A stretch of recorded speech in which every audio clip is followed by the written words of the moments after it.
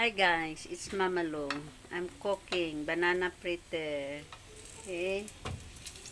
So, look at that. I'm cooking hot dog, banana fritter for my grandson. Okay?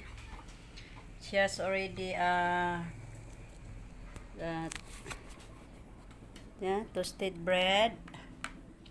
This is toasted bread. I put a margarine. Yeah, he has milk, hot dog. Yeah, I'm going to cover this now, the margarine. Okay. It's busy guys. Early in the morning, we need to hurry because the class will start at 7:30. Okay guys. 6:30. Mama Lo. Okay. Yeah, I have to arrange pa here. Wash dishes. Oh my god, it's not on. So guys,